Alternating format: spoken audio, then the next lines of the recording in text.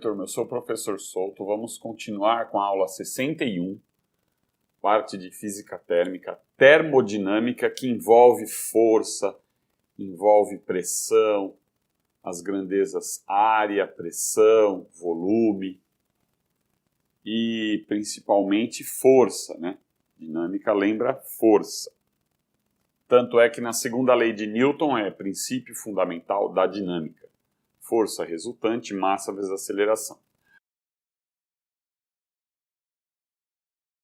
Envolve pressão, as grandezas área, pressão, volume e principalmente força, né? Dinâmica lembra força. Tanto é que na segunda lei de Newton é princípio fundamental da dinâmica. Força resultante, massa vezes aceleração. Aqui, o primeiro princípio da termodinâmica é uma equação de equilíbrio energético. Então nós temos energia, energia e energia. O Q é quantidade de calor,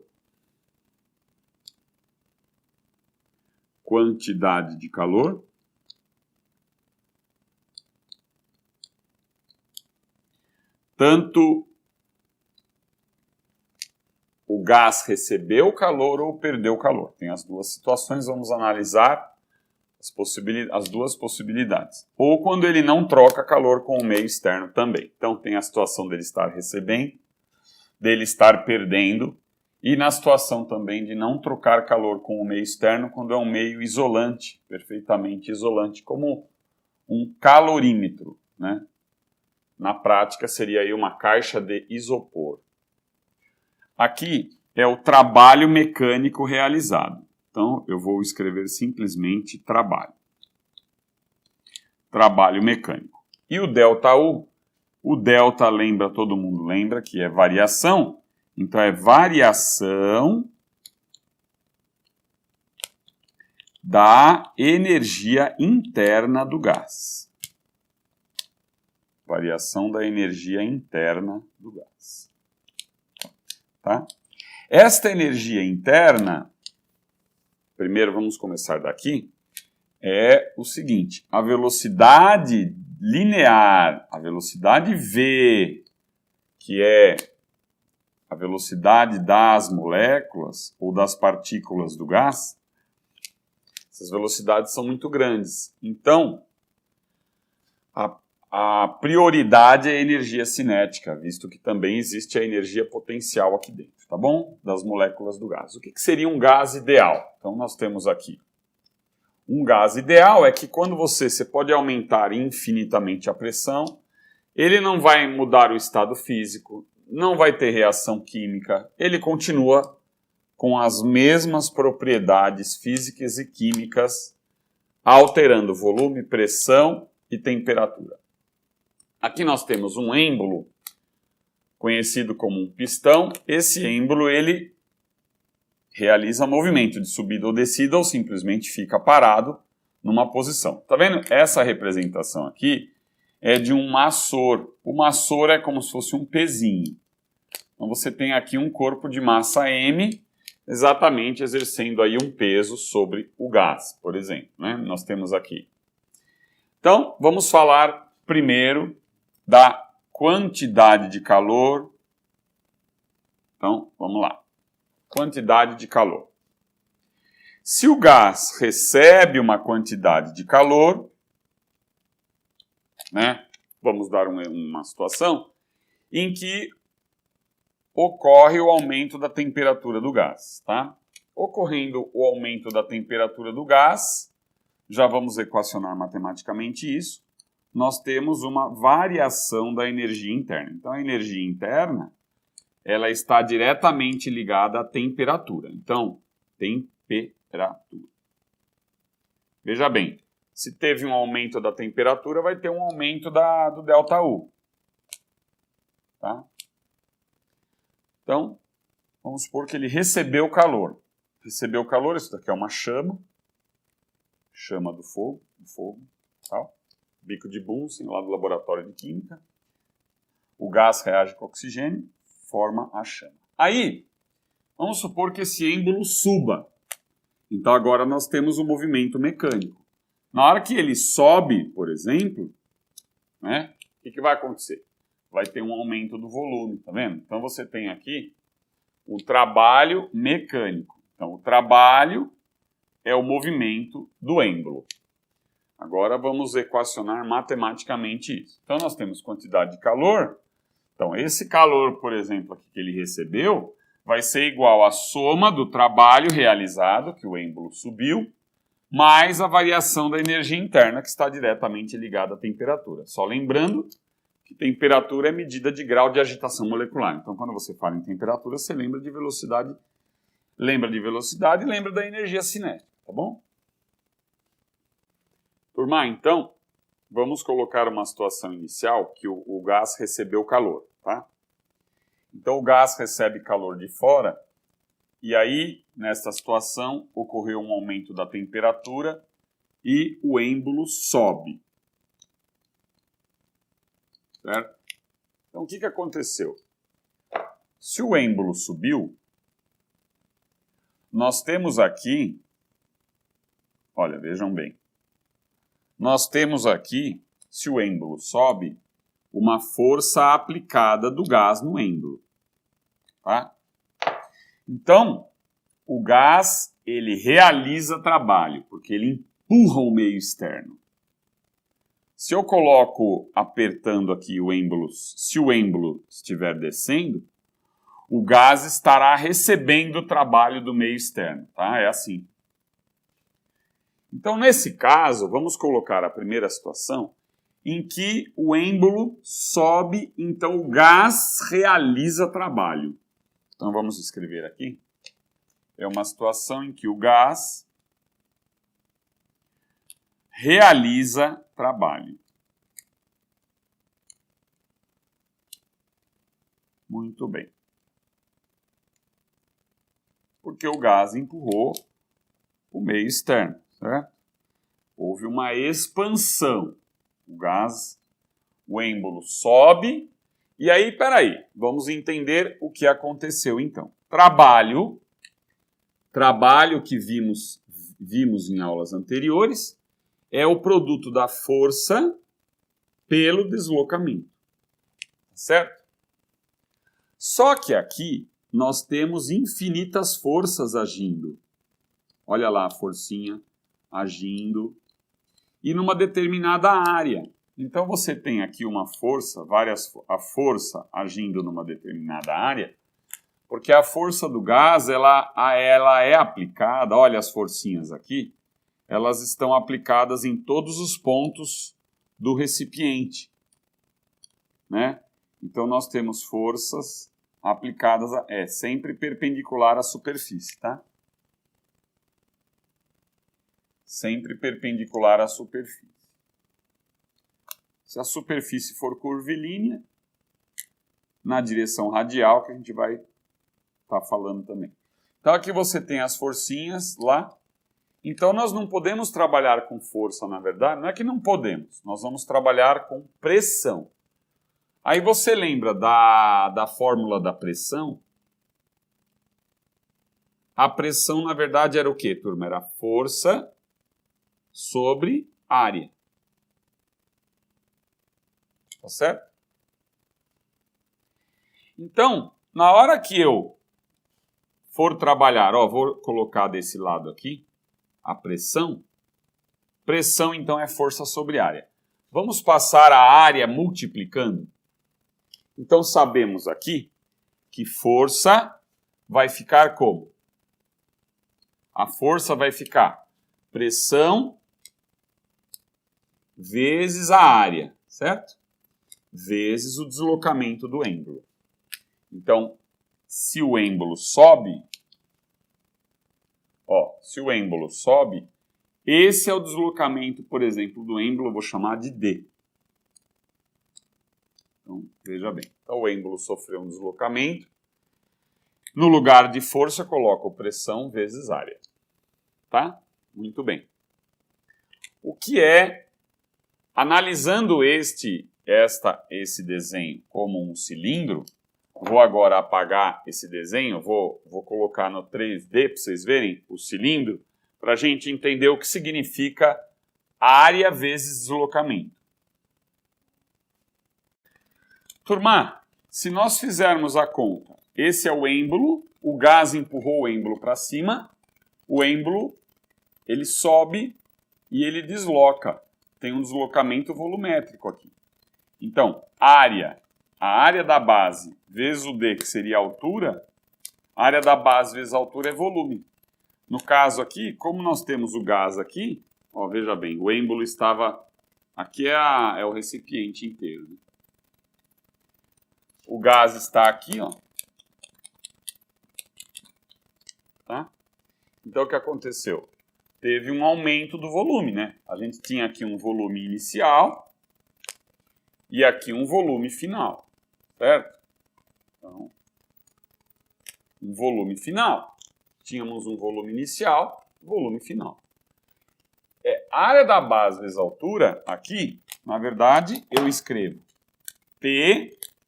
Deixa eu ver se é a mesma cor. Eu sou daltônico, nem sei mais. É a mesma cor, Tiago? É? P vezes ΔV, que teve a variação do volume. O que é o ΔV? É o volume final menos o volume inicial. Então, nós vamos utilizar o trabalho com a fórmula P ΔV, onde P é a pressão, tá? Turma, só lembrando uma coisa interessante, se você pegar uma pequena área aqui do êmbolo, né? Uma pequena área, certo? Ou uma área maior, se você aumentou a área, ó, se você pegar uma área maior ou uma área menor, olha aqui, se aumentou a área, aumentou a força. Ou melhor, a quantidade de força, aumentou a força resultante ali naquela área. E a pressão é a mesma. Em qualquer ponto daqui que você pegar, nesse caso aqui, né? Porque depois, supondo, claro, considere o êmbolo agora aqui já, né? Tá? Eu pego aqui o gás, ó, as moléculas do gás, na verdade, e a pressão é a mesma em qualquer ponto aqui do recipiente, inclusive no êmbolo.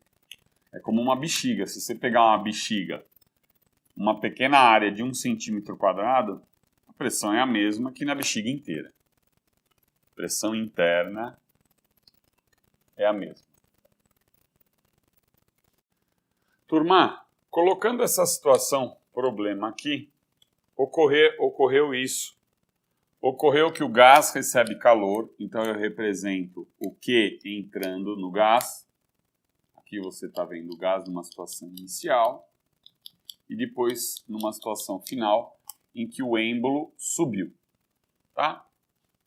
Então o gás recebeu calor. Sempre o foco é o gás. Cuidado que o examinador às vezes ele pede com relação ao meio externo. Então se o gás recebe calor, o meio externo perde calor, tá? Ou pode pensar no contrário, vamos dizer assim. E nesta situação aqui, vamos supor o gás recebe calor, o gás realiza trabalho, então o êmbolo sobe, como acabamos de ver, aí fizemos a conta do P ΔV, já vou colocar número para você entender melhor, e foi detectado um aumento de temperatura, tá? Então, quantidade de calor a gente calcula como sendo Q, né? Vai ser a letra Q. De maneira geral, o trabalho nós vimos que é P ΔV. E agora esse aumento de temperatura será calculado pelo ΔU. Cuidado que aqui não é igual, só está pondo uma seta. ΔU. O ΔU é uma boa aproximação do ΔU, né? É 3/6 do número... Outra coisa, né? A quantidade de gás aqui é representado por N, que é número de mol. Daqui N, ó, o N é número de mol. Quantidade de mol do gás aí dentro. 5 mols de oxigênio, tá? Então é 3/6 de N, a constante real dos gases, que nós vimos na equação de Clapeyron, e variação da temperatura, tá vendo? Então, se houve a variação da temperatura, temos a energia interna aumentada. Esses 3 meios é uma excelente aproximação. Outra coisa é que no lugar do NR ΔT, nós também podemos colocar P, só lembrando da equação de Clapeyron, que é PV nRT, não é isso? Não é essa a equação de Clapeyron que nós vimos? Ó, veja bem, se eu coloco um ΔT aqui, é P ΔV. Então, 3 meios do trabalho, que é 1,5 do trabalho, nós temos em ΔU. Tá? Então, eu posso colocar também aqui, no lugar do NR ΔT, o P ΔV, que é a mesma coisa, pela equação de Clapeyron. Tá? Então, se houve um aumento da temperatura, esse ΔT será positivo nesse caso, né? Então, sabemos que o ΔT será positivo. Como o gás realizou trabalho e o volume aumentou, o ΔV será positivo, tá? E quando nós pegamos um trabalho mais um ΔU positivo, nós teremos uma quantidade de calor positiva. Precisa decorar isso? Aqui. Vou pôr aqui, ó. Peraí. Se o gás recebe calor, ó, o calor aqui é positivo, tá? Nós vamos estar trabalhando com as possibilidades do gás receber, perder calor ou não perder calor, o gás realizar trabalho, não realizar trabalho, ou ele receber trabalho, né? E o aumento, redução de temperatura ou uma situação em que não há, em que a temperatura fica constante, quer dizer, não há nem aumento nem redução. Tá bom? Vamos analisar isso agora matematicamente. Turma, vamos pensar o seguinte. Se o gás recebe calor, tá? Então, se ele recebe calor, dizemos que o calor é positivo. Vamos pensar o seguinte. Se você pensar na fórmula da calorimetria mc Δθ, a massa do gás permanece a mesma, o calor específico e o Δθ, que agora está na forma de gás, lembra? Você tem lá o aquecimento do vapor, por exemplo. Passou do vapor, estado de gás, né? Vamos usar o mc Δθ. Se ele recebeu calor e você tem um calor, o Δθ positivo, você tem um calor positivo, tá? Então esse é um padrão. Se o gás perde calor,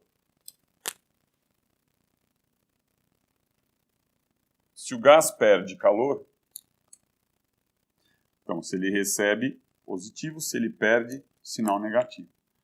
Se ele perde o calor, calor negativo. Tá? Preste atenção, meu filho. Preste atenção, por favor, meu filho. Beleza. Agora, um sistema adiabático, chamado adiabático, ou um sistema isolante, ele não perde calor com o meio externo. Isso pode ocorrer. Aqui nós temos um isolante térmico, uma caixa de isopor, um calorímetro, tá? Então aí existe essa possibilidade também de não trocar calor com o meio externo, tá bom? No caso do trabalho, se o gás, sempre em relação ao gás, tá? Estou falando o que acontece com o gás, não com o meio externo, então preste bem atenção. Se o trabalho é realizado pelo gás, nós temos o P ΔV, ocorrerá um aumento do volume. Então, o ΔV é positivo. Então, nós sabemos que o ΔV é positivo. Tá? Não existe aqui pressão negativa. Só o ΔV, se teve um aumento do volume, é porque o gás realizou o trabalho. O êmbolo sobe. Tá? O gás pode receber trabalho? Claro, o gás recebe trabalho. E se ele recebe trabalho, o ΔV será negativo. Então, esse produto P ΔV vai dar negativo. Porque se ele recebe trabalho, o volume diminui. Então o volume final é menor que o inicial. Se o volume final é 2 e o volume inicial era 10, nós temos aqui menos 8, tá vendo? Então o trabalho é negativo. Professor, e a situação de trabalho igual a zero, como é que seria? Ó, a situação do trabalho ser igual a zero, simplesmente eu colocarei aqui um fixador e não vou deixar esse êmbolo se movimentar. Entende? Aí nós temos ΔV igual a zero, o trabalho igual a zero, tá? Isso é importante. Agora, o ΔU.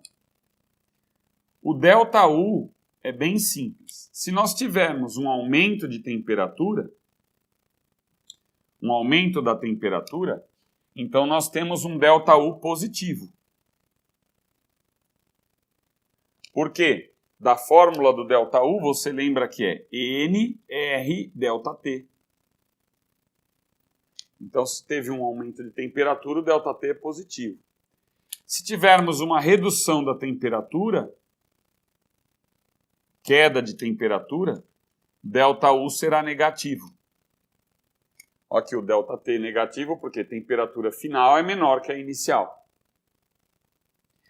E num sistema numa transformação isotérmica, que aí é o nome que vai aparecer, se a transformação for isotérmica, o iso é igual, térmica temperatura. Então aqui nós temos a temperatura igual a constante. E se a temperatura é constante, o ΔT é igual a zero. Se o ΔT é igual a zero, nós temos também o quê? ΔU igual a zero. Então, se a temperatura for constante, não teve aumento da temperatura. Se o ΔU for zero, é porque o ΔT é zero. Visto que o N é número de mol, isso daí não alterou, isso daí é uma transformação. O R é uma constante. Então, a única coisa que a gente tem que prestar atenção é no ΔT. Então, se o ΔU for zero, o ΔT também será zero. Significa que a temperatura é constante. Se a temperatura é constante, não teve aumento da energia cinética, do aumento da velocidade de translação das moléculas aqui. E a transformação é chamada isotérmica. Ou, quando aparecer um gráfico, vai aparecer a curva, nesse caso aqui, aparece uma curva chamada isoterma, tá? Que é para você entender também, isoterma. Então essas são as 9 possibilidades. E claro, em muitos casos você vai ter que calcular para verificar se ele está recebendo ou realizando trabalho, se ele está perdendo ou recebendo calor, se ele tem aumento ou redução da temperatura. As perguntas estarão em torno disso, tá bom?